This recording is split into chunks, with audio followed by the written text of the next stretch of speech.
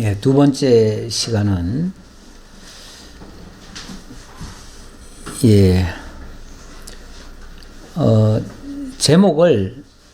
소제목을 제1강과 2강을 나눠 가지고 했는데, 제2강의 소제목은 모든 이름 위에 뛰어나신 예수, 이렇게 적어 봤습니다.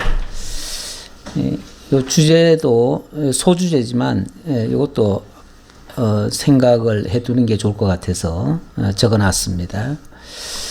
계속 본문으로 보시죠. 본문은 에베소 1장 5절 보시겠습니다.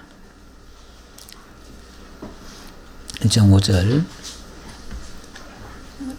그 기쁘신 뜻대로 우리를 예정하사 예수 그리스도로 말미암아 자기의 아들들이 되게 하셨으니 이는 그가 사랑하시는 자 안에서 우리에게 거저 주시는 바 그의 은혜의 영광을 찬송하게 하려는 것이라. 창세전에 그리스도 안에서 우리를 택하셨고 사랑 안에서 그 앞에 거룩하고 흠이 없게 하시려고 하셨다. 제가 사실은 이 부분은 수없이 얘기한 부분이라서 이거 그냥 건너뛰어도 상관없을 것 같긴 한데요. 우리 하나님께서 이미 창세전 그리스도 안에서 신령한 복을 계획하시고 주시기 위해서 그 대상으로 우리를 삼아주셨다 그랬습니다. 자, 대상으로 삼아주셨는데 하나님의 사랑의 대상이 되려면 허물과 티가 많은 상태에서는 그냥 쓸 수가 없죠. 그래서 하나님이 당신의 사랑하는 대상을 거룩하고 흠이 없게 하시려고 계획을 세우셨다, 그렇게 말씀하십니다. 그런데 아시다시피 인간은 첫사람 아담 때로부터 해가지고 모두가 하나님을 대적하고 타락하고 그리고 죄와 사망 가운데 빠져버렸습니다. 그래서 그 상태로는 쓸 수가 없어요. 하나님 앞에 설 수가 없습니다. 그래서 하나님이 거룩하고 흠이 없게 하시려니까 우리들 보고 거룩하고 흠이 없으라고 하면 없을 수가 없어요. 그래서 대속의 희생제물을 삼으신 겁니다. 대속의 희생제물로 바로 그리스도를 보내시기로 예정을 하셨고요. 그것이 하나님의 기쁘신 뜻이었다, 그 말이에요. 하나님이 그렇게 하기를 기뻐하셨다, 그 말이에요. 하나님이 하시는 일이 우리의 생각으로는 왜 저렇게 하실까? 왜 저렇게 복잡하게 하시고 왜 저렇게 어렵게 하실까 싶은데, 그게 하나님을 드러내고 하나님의 사랑을 나타내는 가장 효과적인 방법입니다. 그래서 인간은 죄 아래 빠지고 하나님은 그리스도를 보내서 그 죄 속에서 우리를 건져주시고 이런 작업이 필요한 겁니다. 그러니까 우리 상식으로 생각하지 마시고 하나님의 기준으로 생각하셔야 되고, 그 하나님의 기준으로 보면 우리가 우리 공로를 내세울 수가 없고 하나님의 은혜로 다가옵니다. 그것이 하나님의 사랑입니다. 그래서 당신의 사랑을 보이시고 당신의 은혜를 입혀주시려고 그렇게 하신 것이다. 이거를 우리가 깨닫고 나면 어찌 그 하나님의 은혜의 사랑을 찬양하지 않겠느냐, 그 말이에요. 그래서 찬양할 수밖에 없다. 찬송하리로다 하는 말은 찬송할 수밖에 없다, 그 말이에요. 아니, 이렇게 죄 많은 우리를 대신해서 그리스도를 보내주시고 그 죄값을 다 치러주시고 우리로 하여금 하나님 앞에 거룩하고 흠이 없게 하시는데 어떻게 우리가 찬양하지 않겠느냐, 그 말이에요. 그런데 이렇게 하시는 것이 우리의 어떤 조그마한 수고라도 들어간 것이 아니고 우리에게 거저 주시는 바, 이렇게 얘기했죠. 거저 주시는 바. 이게 전적인 하나님의 거저 주신 거라, 그 말이에요. 이 거저 줬다는 말을 다른 말로는 뭐라고 그러냐면 은혜라고 그래요. 은혜. 은혜라고 하는 것은 일방적으로 베풀어 준 거예요. 내가 만약에 뭐를 했기 때문에 거기에 따라서 주셨다면은 그건 대가죠. 대가인데 이렇게 하나님 앞에 우리가 설 수 있었던 것이 전적인 하나님의 은혜였고 거기에 우리의 수고는 하나도 안 들어갔다. 그래서 거저 주신 것이다. 그러니 이것을 은혜로 깨달으면 하나님이 하신 이 놀라운 그 섭리, 그 영광을 찬송하지 않을 수가 없다. 그래서 찬송하게 하려는 것이라. 그 은혜의 영광을 찬송하게 하려는 것이라. 그러니까 하나님이 죄 많은 곳에다가 당신의 은혜를 던져주시고 그것을 우리로 하여금 깨달아서 깨달은 자로 하여금 찬송을 하게 만드신 것이다.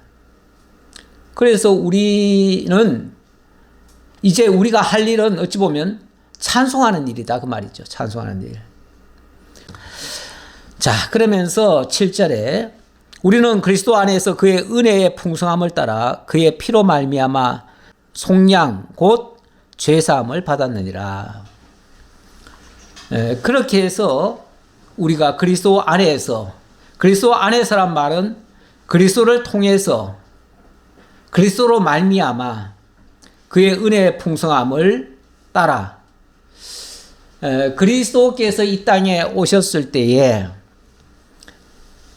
사도 요한이 그렇게 말을 했어요. 그의 은혜의 영광을 보니 은혜와 진리가 충만하더라 이렇게 얘기했네요. 요한복음 1장 14절에 보니까 말씀이 육신이 되어 우리 가운데 거하심에 우리가 그의 영광을 보니 아버지의 독생자의 영광이요 은혜와 진리가 충만하더라. 하나님의 은혜와 진리로 우리에게 가득 차게 해서 그걸로 하여금 우리로 깨달아서 하나님을 찬양하게 만든다. 그런 얘기죠. 자, 그러면서 그것이 바로 거저 주신 하나님의 은혜고 그 은혜의 결과가 속량 곧 죄사함을 받은 것이다. 죄사함. 죄라고 하는 것이 완전히 없어진 게 아니라 하나님께서 우리의 죄를 덮어주신 거죠. 가려주신 거예요. 그래서 본래는 불의했지만 하나님이 의롭다 칭해주신 겁니다. 그래서 이 사실도 우리가 잊지 말아야 돼요. 흔히 우리가 이미 구속을 받았기 때문에 더 이상 과거의 죄는 생각도 할 필요가 없다 이렇게 얘기하는데 2장에 보면 이렇게 얘기를 하고 있죠. 그는 허물과 죄로 죽었던 너희를 살리셨도다. 그때 너희는 그 가운데서 행해서 세상 풍조를 따르고 공중의 권세 잡은 자를 따랐으니 지금 불순종의 아들들 가운데 역사하는 영이라 이렇게 얘기를 하죠. 우리의 과거를 자꾸만 일깨워 줍니다. 내 과거를 물론 거기에 매여서 헤어나오지 못하면 그것도 문제이긴 한데 그러나 내가 이렇게 과거에 죄인이었다는 사실을 잊지 않아야 교만하지 않습니다.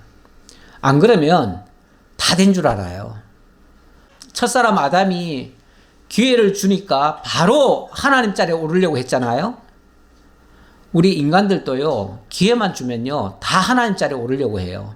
하나님 같이 되려고 해요. 그런 속성들이 있어요. 그래서 항상 자기의 과거를 잊지 말라고 일깨워 줍니다.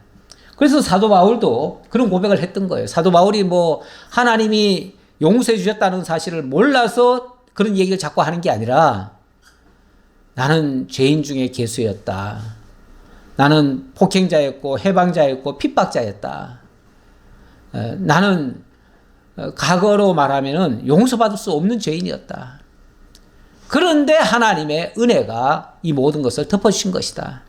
그래서 그 하나님을 위하여 자기의 과거는 이미 죽었고 이제 새 사람으로서 이제 주님께서 부르심을 따라 이제 어디든지 달려가겠다. 이렇게 얘기를 하죠. 우리 새 사람으로서 이제부터는 위의 것을 향해서 달려간다. 이렇게 얘기하면서 그래도 자기의 그 본분은 잃지 않은 채 그렇게 했다. 그 말이에요. 예, 그걸 일깨워 주느라고 이 말씀을 하신 겁니다. 자, 그리고 8절입니다. 이는 그가 모든 지혜와 총명을 우리에게 넘치게 하사. 이거는 어찌 보면 하나님 앞에 기도하는 내용이기도 한데요. 하나님이 그가 모든 지혜와 총명을 우리에게 넘치게 하셨다. 예. 사실 우리가 이런 사실을, 이 엄청난 큰 복을, 신령한 복을 통째로 받았는데 그냥 안 알려주시면요 알 수가 없습니다. 그런데 하나님께서 성령을 통해서 우리에게 알려주십니다. 알려주셔서 비로소 우리가 깨닫는 거예요. 그러니까 우리 스스로 깨달았다고 생각할 수는 없어요. 하나님이 깨닫게 하지 않으면, 다시 말하면 우리의 길을 열어주시고 우리의 눈을 띄워주시고 우리의 입술을 열어주셔서 비로소 하나님의 복음이 들려지고 또 하나님의 그 역사가 보여지고 그래서 우리의 입술로 찬양이 터져나오는 거예요. 이렇게 하시는 분이 바로 성령이십니다. 그래서 성부 하나님께서는 일찍이 당신의 영원한 계획 속에서 그리스도를 통해서 이렇게 하실 것이다 라고 예정을 하신 것이고, 그리고 성자 그리스도는 친히 이 땅에 오셔서 하나님의 그 예정하신 것을 당신이 이루어 주십니다. 이루어 주시는 것이 당신이 속량을 해 주시는 거죠. 조금 전에 말씀드렸듯이 아무런 값 없이 우리를 대신해서 그 죄의 값을 당신이 지불하셔요. 그게 십자가입니다. 그렇게 하신 다음에 그 사실을 성령을 통해서 깨닫게 하셔요. 이게 이제 역할 분담이에요. 삼위 하나님께서 합동으로 이 모든 구원의 역사를 하시는데 바로 성부 하나님의 예정과 성자 예수 그리스도의 구속과 그리고 성령 하나님의 일깨워 주심, 그리고 인쳐 주심. 인쳐 주셨다는 것은 도장을 딱 찍어준 거나 마찬가지예요. 그래서 확고하게 우리 속에서 깨닫도록 그렇게 역사를 하신다 그 말이죠. 지금 그렇게 하셨다라고 사실은 찬양하는 내용이에요. 이것도 찬양하는 내용이에요. 그 뜻의 비밀을 우리에게 알리신 것이요 그의 기뻐하심을 따라 그리스도 안에서 때가 찬 경륜을 위하여 예정하신 것이니, 때가 찬 경륜이라고 하는 것은 하나님이 만세전에 계획을 세웠지만 그때 바로 다 이루신 것이 아니라 때를 따라서 이루시는 거예요. 때를 따라서.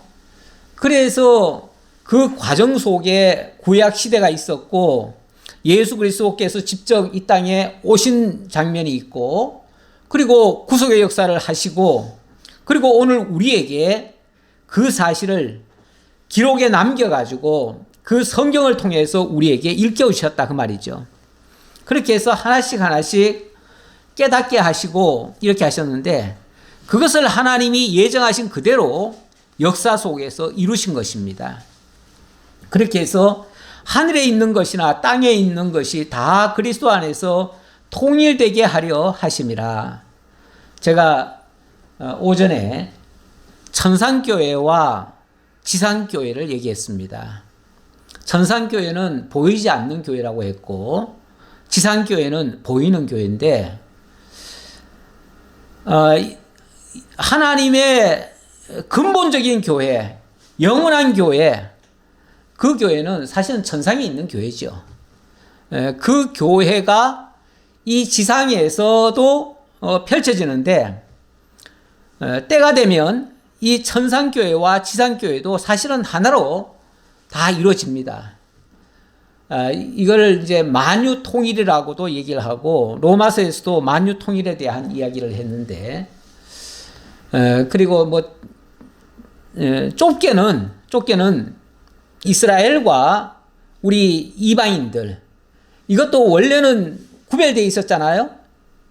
하나님이 처음 택한 백성들은 이스라엘 백성들인데 거기에 의하면은 우리는 구원받을 수가 없습니다. 그런데 하나님께서 예수 그리스도를 오심으로 말미암아 복음이 온 천하에 퍼지게 만드셨어요. 그래가지고 그때부터 예루살렘과 유대와 사마리아와 땅끝까지 이르러 내 증인이 되리라 하시더니 이 복음이 전 세계로 퍼져나가기 시작합니다. 우리는 그 가운데에 속해서 이방인 가운데서 이제 영적 이스라엘이 돼가지고 실제적인 이스라엘과 하나로 되어집니다. 통일이 되어집니다. 뿐만 아니라 이 지상교회와 천상교회도 다 통일이 되어집니다. 그래서 모든 하나님의 택한 백성들이 다 영원한 교회 안에 함께 참여하게 되는 것이고 그렇게 완성되는 것이 진정한 의미에서의 하나님의 나라가 되는 것입니다. 그 하나님의 나라에 우리를 참여하시기 위해서 과정적으로는 우리가 이방인이었고 죄인이었고 죄와 사망 가운데 죽었던 자들이었고 버려진 자들이었는데 그런 자들을 하나님께서 긍휼히 여기셔서 그렇게 택해 주시고 건져 주시고 구원해 주셨으니 이것이 하나님의 영광의 모습이고 우리로 하여금 찬송을 받게 하시는 일이다 그 말이에요. 이렇게 하시려고 하나님은 오히려 이방인 가운데서 더 많이 구원하시는 역사도 하셨습니다. 우리 하나님 그 이사야 43장에 보면 하나님 그렇게 말씀하시죠. 하나님은 찬송을 받으시려고 우리를 지으셨다. 그렇게 얘기를 하셔요. 하나님은 당신의 영광을 우상이나 다른 것에 빼앗기지 않는다. 이런 말씀도 하셔요. 하나님은 당신이 찬양 받으시기를 원하셔서 찬송할 대상을 지으셨습니다. 찬송을 하게 하시려니까 하나님의 은혜의 영광이 임해야 찬양이 터져나오지요. 하나님이 사랑해 주시는 그런 모습이 없으면은 우리가 찬양할 것이 없어지잖아요. 그렇죠? 그래서 찬양거리를 하나님께서 만드신 것이다. 그것을 일깨우시려고 성령을 통해서 우리에게 기록해서 들려주시고 깨닫게 하셨는데 그것이 바로 진리의 말씀입니다. 11절로 12절은 그리스도께서 이루실 구속의 결과와 그 목적인데요. 모든 일을 그의 뜻의 결정대로 일하시는 이의 계획을 따라 우리가 예정을 입어 그 안에서 기업이 되었으니 모든 일을 그의 뜻의 결정대로 일하시는 이의 계획을 따라서 우리가 예정을 입었다. 이렇게 얘기를 하네요. 계획을 따라서 계획 하나님의 영원한 계획이죠. 계획 안에 예정이라고 하는 것이 있고 또 작정이라고 하는 게 있습니다. 그 작정과 예정을 다 합해가지고 계획이라고 그래요. 하나님의 계획 속에 예정하신 일도 있고 작정하신 일도 있는데 이 예정하신 일은 우리가 이렇게 정의를 내립니다. 예정은 인격적인 존재에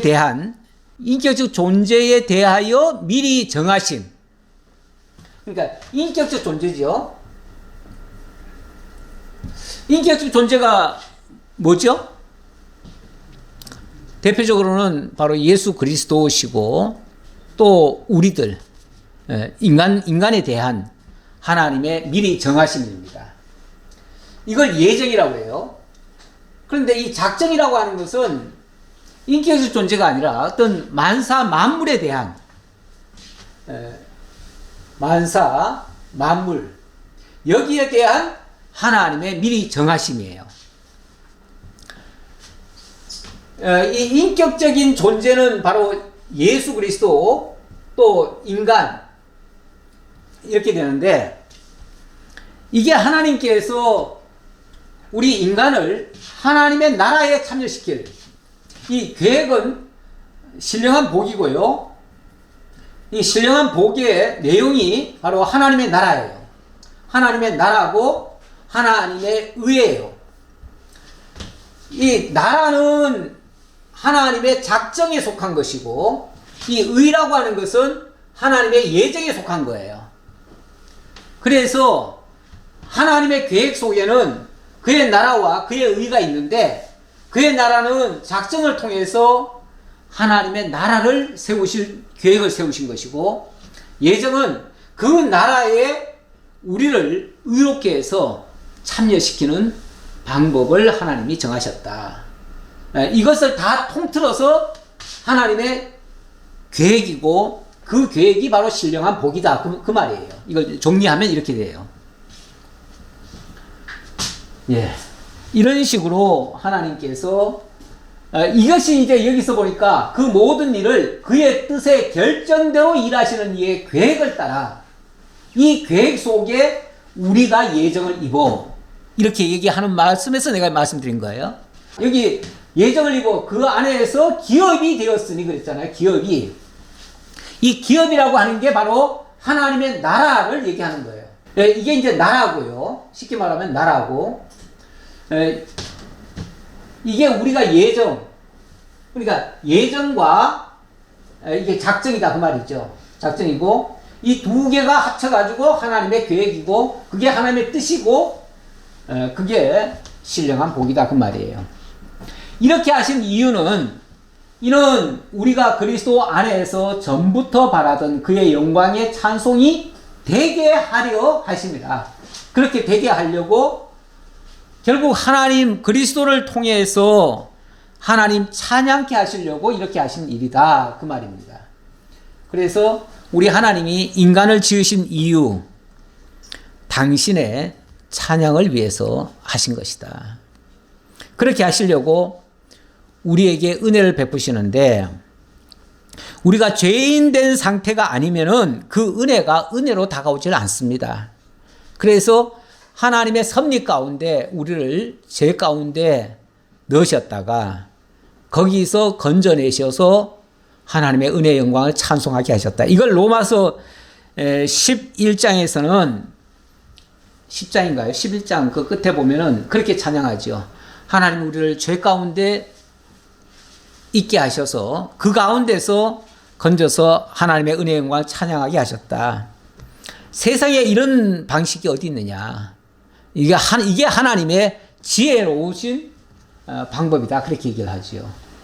그리고 이제 13절의 내용은, 13절, 14절의 내용은 이렇게 한 것이, 자, 하나님의 계획인데, 그리고 그리스도께서 하시는 일인데, 그것이 우리에게 적용이 안 되면 의미가 없죠.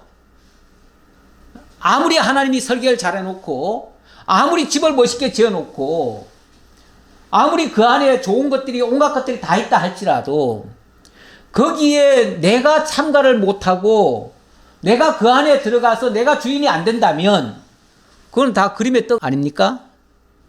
그런데, 나로 하여금 그 집에, 그 나라에 내가 어찌 보면 주인처럼 참여할 수 있도록 하나님이 하신다 그 말이에요. 뭘로? 성령께서 하신다 그 말이죠. 이것을 성령의 인치심이다 이렇게 설명을 합니다. 그 안에서 너희도 진리의 말씀, 곧 너희의 구원의 복음을 듣고, 근데 이게 뭘 통해서 우리에게 이루어지냐면 바로 진리의 말씀을 통해서 그렇게 된다. 그래서 그걸 일깨워 주시려고 우리에게 성경을 주신 거예요. 성경이 하나님의 진리를 담고 있는 그 그릇이에요. 진리의 그릇, 진리의 도구, 진리의 말씀이죠. 진리의 말씀. 곧 그 진리의 말씀은 곧 너희의 구원의 복음이다. 너희를 하나님의 나라로 불러들이는 그 초청장과 같다 그런 얘기예요. 그래서 그 말씀을 듣게 되어지면 그 안에서 그냥 우리 스스로가 아니라 계속 그 안에서 그렇죠. 그 안에서는 그리스도 안에서란 얘기예요. 그리스도를 안에서 그리스도 통해서 또한 그 안에서 또한 믿어 약속의 성령으로 인치심을 받았으니 결국 이 성령께서 이 성령을 가리켜서 뭐라고 그러냐면 보혜사 성령이라고 합니다. 보혜사. 이 보혜사란 말은 다른 말로는 변호사란 뜻이에요. 예, 무슨 문제가 있을 때 솔직히 사건에 걸려가지고 재판받으러 가보면은 뭘 말을 해야 될지 어떻게 변명을 해야 될지 감이 안 잡힙니다. 스스로는 죽었다 깨어나도 그 검사들을 이길 수가 없어요. 그래서 어떻게 합니까? 변호사를 사야죠. 변호사를 사면 그 변호사가 내가 할 수 없는 말까지 다 해줍니다. 내 생각까지 다 알아서 나를 변호해주고 내가 거기서부터 그 올무에서부터 헤어나올 수 있도록 다 일체를 해줘요. 그렇게 하시는 분이 바로 보혜사 성령이라는 거예요. 성령은 우리 곁에서 그래서 로마서 8장에서는 우리가 말할 수 없는 탄식으로 우리가 생각지 못한 것까지도 다 말씀하신다고 그랬죠. 그 성령께서 진리의 말씀으로 우리에게 들려줘가지고 깨닫게 하고 이렇게 해서 우리가 그 엄청난 하나님의 그 나라에 그 신령한 복에 참여할 수 있도록 하신다 그 말이에요. 이걸 성령께서 이루어 주신다. 이런 우리 기업의 보증이 되사 이 기업을 다른 말로는 그냥 하나님 나라라고 해도 돼요. 하나님 나라에 우리가 확실히 참여할 수 있는 그 보증이 되어 주신다 그 말이죠. 정말 힘 있는 자가 보증을 서주면은 우리는 안심하고 따라갈 수 있잖아요. 예. 내가 힘 안 써도 따라갈 수가 있어요. 그래서 그래서 성령이 우리 기업의 보증이 되사 그 얻으신 것을 속량하시고 그의 영광을 찬송하게 하려고 그렇게 하셨다. 이렇게 말합니다. 그러니까 결국은 성령이 이렇게 하시는 것도 은혜의 영광을 깨닫고 찬양하게 하려는 것이고 그리스도께서 대속해 주신 것도 은혜의 영광을 찬양하게 하시려고 그러는 것이고 그런데 아무리 그리스도께서 하셨더라도 성령께서 일깨워 주지 않으면 우리는 알지 못해요. 알지 못한 채 그 짐승들이 아주 곤란에 빠져 있었는데 그 짐승들을 건져 주려고 하면 자기네들을 죽이는 줄 알고 막 물어뜯고 그렇습니다. 모르면 그래요. 모르면. 그런데 알면 얼마나 고마운 겁니까? 자기 생명을 지금 살려주는 일인데. 그래서 아는 게 중요한데 그것을 성령께서 일깨워 주셔서 진리의 말씀으로 일깨워 주셔서 당신이 보증하시고 그 얻으신 것을 속량하셨다. 다시 말하면 그리스도께서 이루어 놓은 그 속량을 효과 있게 만들어줬다 그 말이죠. 효과 있게. 그리스도께서 모든 사람을 대신하여 속죄를 주셨다는데 나하고 무슨 상관이 있어요? 그렇죠? 나하고 무슨 상관이 있는지 알 수가 없잖아요. 그리스도께서는 이미 2000년 전에 하셨다는데 오늘 사는 우리가 그 사실을 어떻게 아냐고요? 모르죠. 모르는데 그 진리의 말씀이 복음으로 우리에게 들려주고 깨닫게 하심으로 말미암아 그리스도께서 나를 위해서 하셨구나 라는 사실을 깨닫고 믿어져서 그 믿음으로 말미암아 그 얻으신 거 그리스도께서 이루어 놓으신 그 역사가 우리 걸로 이루어지도록 만드신다 그 말이죠. 효과 있게 만드신다. 이것이 성령의 인치심의 결과입니다. 그렇게 해서 우리가 이제 교회의 멤버가 되어지는 것이죠. 그렇게 되어지면 그 교회의 영광을 찬양하게 만드는 거죠. 15절로 19절에서는 교회를 세우시는 하나님의 능력을 강구하는 내용인데요. 15절 보겠습니다.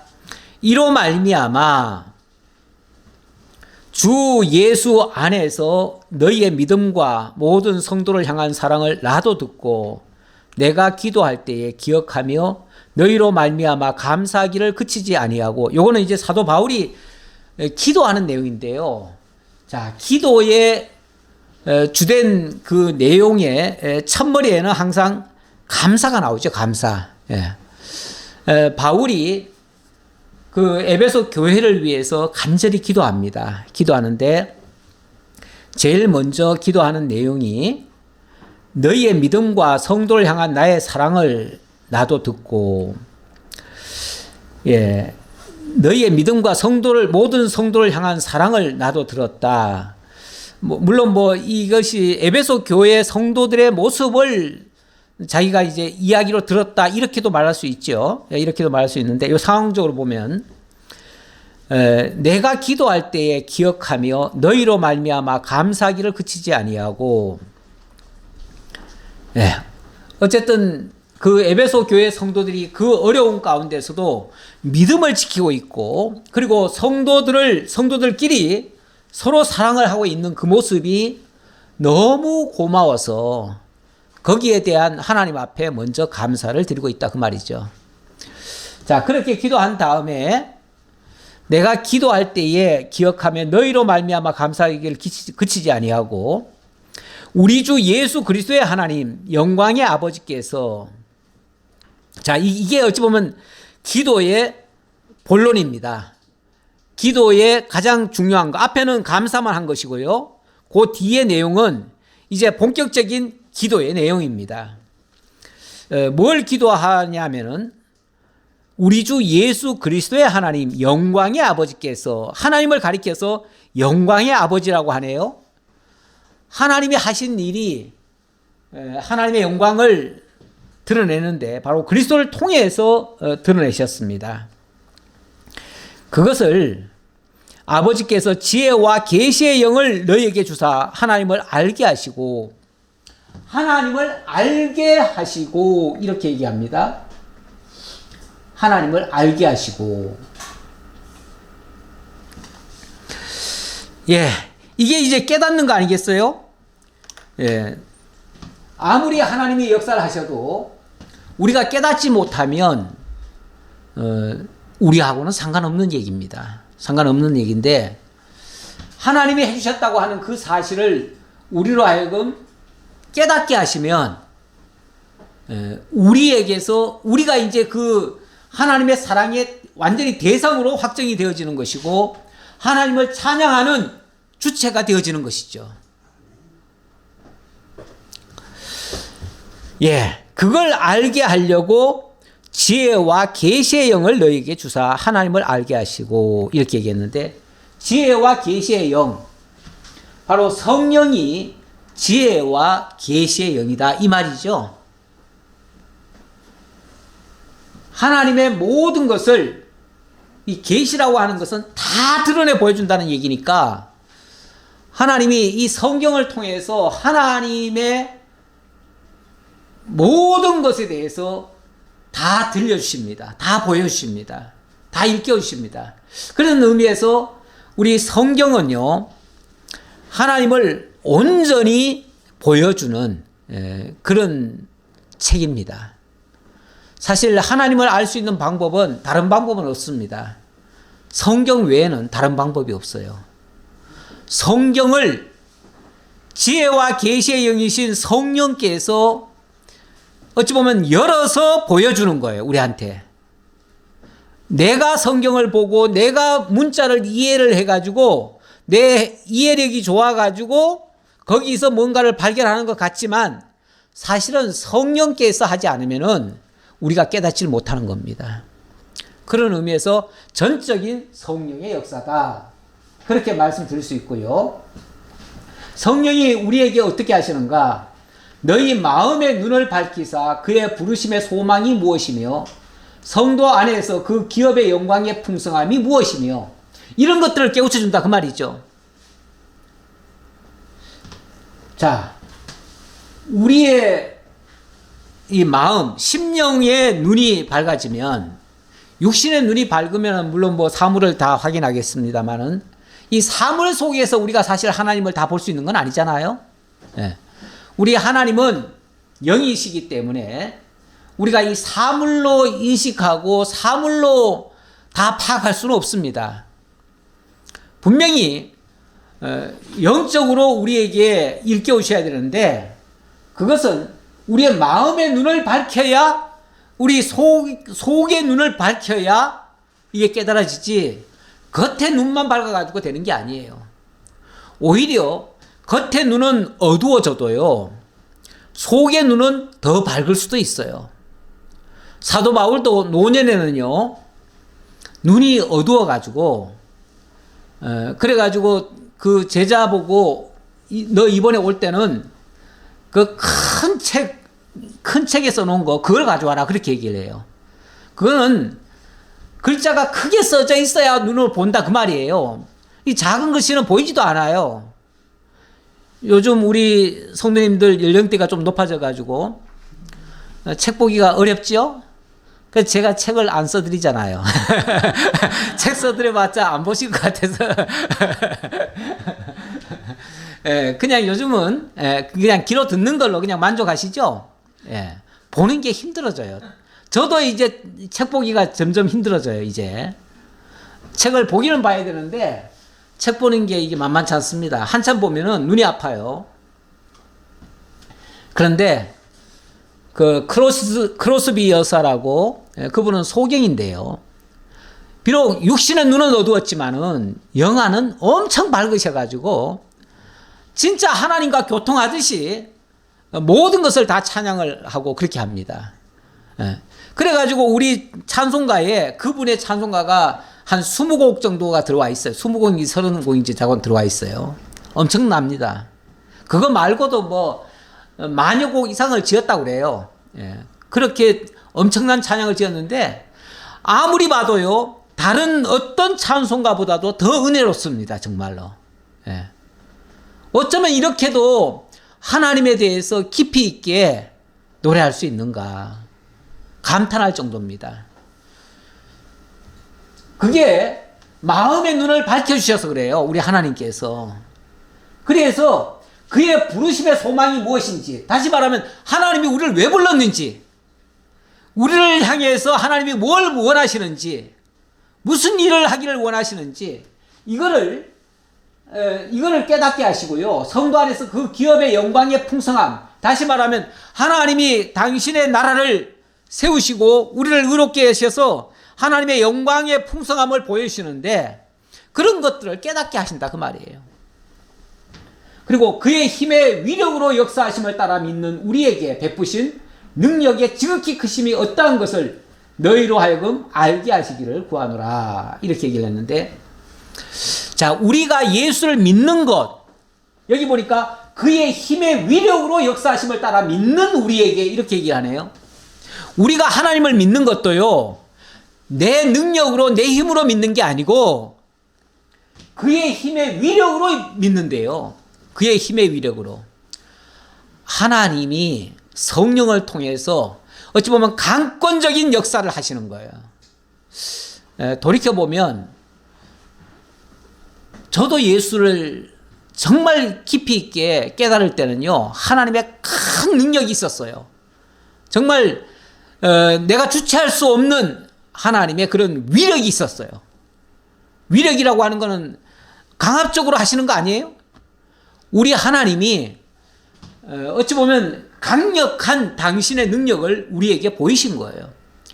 그래서 부인할 수가 없어요. 부정할 수가 없어요. 거부할 수가 없어요. 하나님의 역사 앞에는 우리가 거부할 수가 없습니다. 우리가 거부할 수 있다고 하는 것은요, 하나님의 그 위력을 따라 믿는 믿음이 아니었어요. 쉽게 말하면 내가 택해서 믿었기 때문에 내가 버릴 수 있는 거예요. 내가 택했으면요, 내가 버릴 수 있어요. 근데 하나님이 강권적으로 우리에게 믿게 하셨으면 우리가 그분을 거부할 수가 없어요. 예, 이런 믿음이 진짜 백의 믿음이에요. 그런 우리에게 베푸신 능력의 지극히 크심이 어떠한 것을 우리로 하여금 알게 하시기를 원하노라.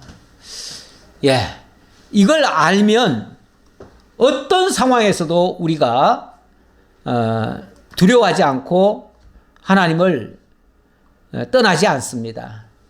다시 말하면 확고하게 자기 본분을 지키면서 그렇게 살아갈 수 있다 그 말이죠. 20절로 23절 교회의 머리이신 그리스도의 영광을 찬양하는 내용입니다. 그의 능력이 그리스도 안에서 역사하사 죽은 자들 가운데서 다시 살리시고 하늘에서 자기의 오른편에 앉히사 우리 하나님의 그 강권적인 능력이 어떤 역사를 하셨냐면 그리스도 안에서도 이미 역사하셨어요.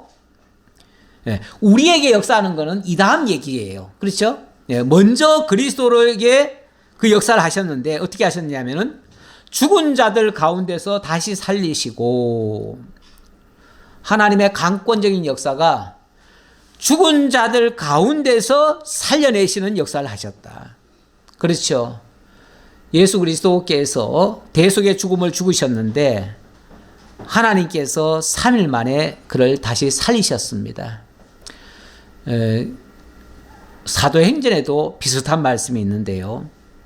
우리 하나님께서 그를 죽은 자 가운데 버려두실 수 없어서 그를 다시 일으켜서 하나님 보좌에 앉히셨다. 이런 표현 하셨죠. 여기도 비슷한 얘기예요.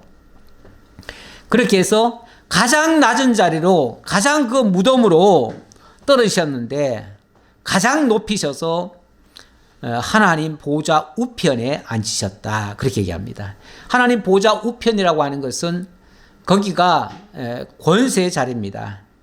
모든 권세를 완성하신 그 모습입니다. 그렇게 해서 21절 모든 통치와 권세와 능력과 주권과 이 세상뿐 아니라 오는 세상에 일컫는 모든 이름 위에 뛰어나게 하시고 제가 아까 소 제목을 여기서 따왔는데요. 모든 세상에 일컫는 모든 이름 위에 뛰어나게 하셨다. 하나님이 그 사망의 죽음에 처해졌던 그 예수를 일으키셔서 하나님 보좌의 우편에 앉히시고 모든 무릎을 그 아래에 꿇게 하시고 그 모든 권세, 통치, 능력, 주권 그런 것들 위에 이 세상에 그 어떤 이름보다도 더 그 위에 뛰어난 이름, 최고봉에 올리셨다 그 말이죠. 가장 낮은 자리로 내려가셨던 그분이 가장 높은 자리로 올라가셨습니다. 이것이 하나님께서 완성하신 그 나라의 모습입니다. 그리고 또 만물을 그의 발 아래 복종하게 하시고 그를 만물 위에 교회의 머리로 삼으셨느니라. 여기서 그리스도가 바로 교회의 머리가 되셨다. 제가 오전에 인간이 교회의 머리라고 자꾸 주장하시는 분들이 있어가지고 그것이 얼마나 잘못된 말인가를 얘기하느라고 어쩔 수 없이 제가 다른 종교에서 주장하는 그 교황 수위권이라는 말이 교황이 교회의 머리다라는 말이에요. 그게 그거를 공식적으로 천주교는 그렇게 선언을 하고 있어요. 교황은 무오류고 교황은 그리스도의 지상 대리자고 천국의 열쇠를 받은 자이고 그래서 이 세상에서도 모든 권세 위에 머리로 있어야 된다. 그래서 교황이라 이렇게 표현을 한 거예요. 쉽게 말하면 교회의 우두머리가 세상 모든 권세 위에 있다 그 말이잖아요. 근데 지금 여기 그를 만물 위에 교회의 머리로 삼으셨다라고 했고 그 전에는 모든 통치, 권세, 능력, 주권 그리고 이 세상뿐 아니라 오는 세상에 일컫는 모든 이름 위에 뛰어나신 분, 그분은 예수 그리스도 한 분이시다. 오직 예수 그리스도 외에는 그 자리에 오르실 분이 없습니다. 우리는 그 예수가 유일무이한 만왕의 왕이시고 만주의 주이심을 믿습니다. 그리고 우리는 그분의 지체가 되고 그분의 몸이 되는 거예요. 그래서 그분과 연합함으로써 그 어마어마한 그 하나님의 영광의 자리에 우리도, 그 영광에 우리도 함께 참여하게 되어진다. 이것이 에베소 1장이 주시는 말씀이고, 그것이 이 땅에는 교회라는 모습으로 등장을 하는데, 그 교회는 이 건물 교회라는 얘기는 아니다. 제가 거기까지 말씀드렸어요. 왜냐하면 이 교회를 갖다 자꾸 이 건물로만 생각을 하니까. 그리고 실제로 천주교에서는 그 교회가, 로마 바티칸에 있는 그 교회가 바로 천국 열쇠를 받았기 때문에 천국에 들여보내고 안 들여보내고는 이 교회에 달렸다. 그래서 교회가 유일하게 구원을 주는 구원선이고, 교회를 통해서만 구원을 줄 수 있다. 그래서 천주교는 공식적으로 교황이 시성을 해줘야 돼요. 그렇게 하면 천국으로 갈 수가 있어요. 안 해주면, 복자로 시성을 안 해주면 그 사람은 천국 백성이 아니에요. 그러면은 그 죄값을 치러야 되는데, 죄값 치르기 위해서 연옥에 들어가가지고 적어도 한 500년은 불에 타 있어야 돼요. 타다가 나중에 그 죄값이 다 타면은 그때 이제 천국으로 옮겨질 거예요. 그러기 전까지는 아무도 천국에 못 가요. 천국에는 특별한 사람만 가는데, 특별한 사람은 바로 교황이 시성을 해주면 갈 수 있어요. 그래서 천주교에서는 천국 가는 방법 중에 하나가 뭐냐면 반드시 교회에서 세례를 받아야 된다, 이렇게 돼 있어요. 단서가 그렇게 붙어 있어요. 그것도 이제 쉽게 말하면은 사제가 세례를 베풀어야 구원을 받을 수 있다, 이렇게 하는데, 완전히 이제 그런 어떤 형식적인 걸 가지고 거기다가 권위를 줘가지고 그렇게 하는 거죠. 그런데 성경상으로 보면 교회의 머리는 그리스도밖에 없습니다. 자꾸 그 파파 그러는데, 파파란 말은 아버지라는 얘기잖아요. 아버지. 우리 모두의 아버지. 교황이 우리 모두의 아버지라는 거예요. 아버지라는 건데, 예수님이 그렇게 말씀하시죠. 너희는 아버지라 칭함을 받지 말라. 너희 아버지는 하늘에 계신 하나님 외에는 아버지가 없다. 이렇게도 얘기를 하죠. 예, 우리가 아버지 노릇하면 안 됩니다. 가끔 보면은 우리 기독교에서도 목사님들이 어떤 성도를 가리켜서 내 영의 아들이라고, 예, 뭐 그렇게 얘기를 하고, 또 성도들도 우리 목사님을 영의 아버지라고 그렇게 칭하는 경우가 있어요. 이것도 저는 제가 봤을 때는 매우 잘못된 표현 같아요.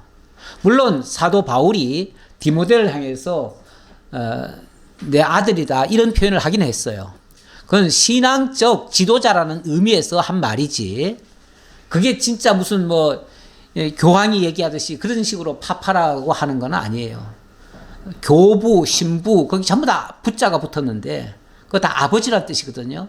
네. 영적인 아버지라고 얘기를 하는 건데, 그것도 별로 좋은 말 같지는 않아요. 자, 어쨌든 예수 그리스도만이 온 교회의 머리시다라고 얘기를 했고요. 그리고 교회는 그의 몸이니 만물 안에서 만물을 충만하게 하시는 이의 충만함이니라. 하나님이 이 교회를, 그러니까 우리를 교회로 삼으시고 그 교회가 그리스도의 몸이 되게 해요. 그리스도와 연합을 하게 만들어요. 그렇게 되어지면 만물 안에서 만물을 충만하게 하시는 이의 충만함이 채워져요. 거기에 그 교회에 하나님의 충만이 담겨진다, 그런 얘기예요. 다시 말하면 그 교회를 통해서 하나님의 모든 계획하신 일이 온전히 이루어진다, 그 말이에요. 예, 요한복음에 보면 1장 14절 이하에 보니까 말씀이 육신이 되어서 우리 가운데 거하실 때 그의 영광을 보니까 아버지의 독생자의 영광이고 은혜와 진리가 충만하더라. 일단 예수 그리스도가 말씀이 육신이 되어서 우리 가운데 임하면은 하나님의 은혜와 진리가 충만해서 하나님의 영광이 나타난다, 그 얘기예요. 그리고 거기서 우리가 다 그의 충만한 데서 받으니 은혜 위에 은혜라. 하나님의 그리스도를 통한 하나님의 충만함이 임한다, 그 얘기인데,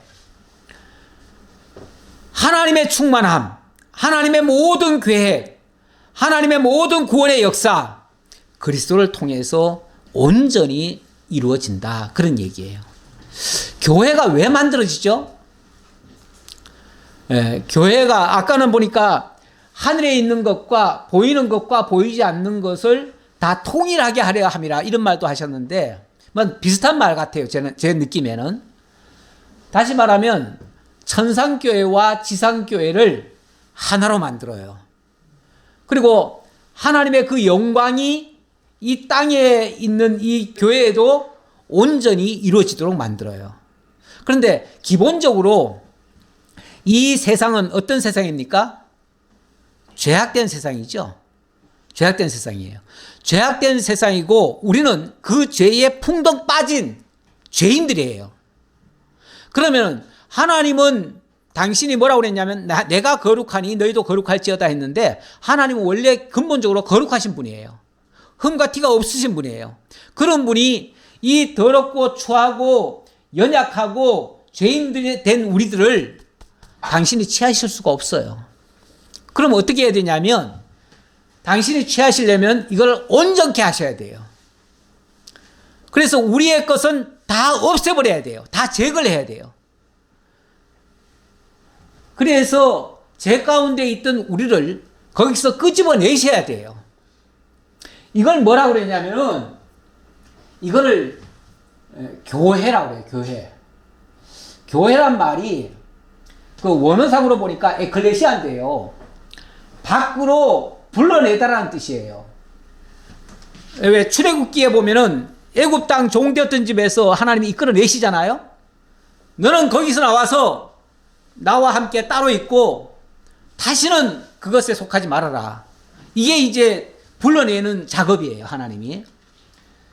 이 교회란 말 자체가 바로 그 죄악된 곳에서 끄집어내 가지고 따로 불러 모아둔 하나님의 백성들이에요. 그러려니까 어찌 보면 옛사람은 다 죽여야 돼요. 우리가 옛날에 거지와 왕자에 보면은 거기 있는 얘기인가요? 좌우간 우리가 과거에 천한 신분이었다면 고귀한 신분으로 바꾸려면요, 옷을 싹 벗겨버려야 돼요. 그렇죠? 그리고 새로운 것으로 다시 입혀줘야 돼요. 이렇게 하는 작업이 어찌 보면 불러내는 작업이고, 그렇게 불러내는 곳이 뭐냐면 바로 교회예요, 교회. 교회란 죄악된 세상 속에서 우리를 끄집어내 가지고 하나님의 영광으로 이렇게 덧입혀 주셔 가지고 하나님의 사람으로 만들어가는 그런 일들이에요. 그래서 요한계시록에 보니까 3장 12절에 이런 말씀이 있네요. 이기는 자는 내 하나님 성전의 기둥이 되게 하리니 내가 결코 다시 나가지 아니하리라. 하나님의 교회로, 하나님의 성전 안으로 끌어들여 가지고 다시는 나가지 않게 하겠다. 내가 하나님의 이름과 하나님의 성 곧 예루살렘에서, 하늘에서 내 하나님께로부터 내려오는 새 예루살렘의 이름과 나의 새 이름을 그의 위에 기록하리라. 이 성전, 사실 이제 우리가 그 좀 성전과 교회라고 하는 게 좀 약간 헷갈리는데요. 성전이라고 말하는 것은 하나님의 성령이 함께하는 것이 성령의 전이죠. 그러면서 너희는 하나님의 전이라, 하나님의 성전이라 이렇게 얘기를 하죠. 그래서 예수 그리스도를 믿고 성령이 임해서 예수 그리스도를 영접한 사람은 모두가 다 성전입니다. 하나님의 성전. 성전인데 그 성전들이 모이면 교회가 되어집니다. 그러니까 교회라고 하는 것은 그 모일 해자가 있잖아요. 해자라고 하는 게 모임이거든요. 그러니까 한 사람은 교회가 아닙니다.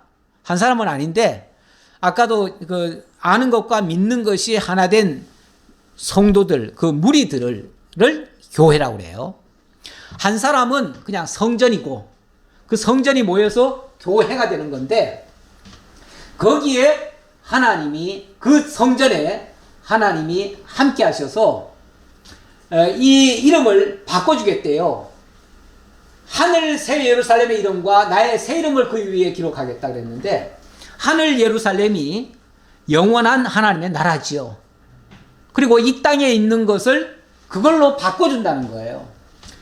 또 내가 보매 거룩한 성 새 예루살렘이 하나님께로부터 하늘에서 내려오니 그 준비한 것이 신부가 남편을 위하여 단장한 것 같더라.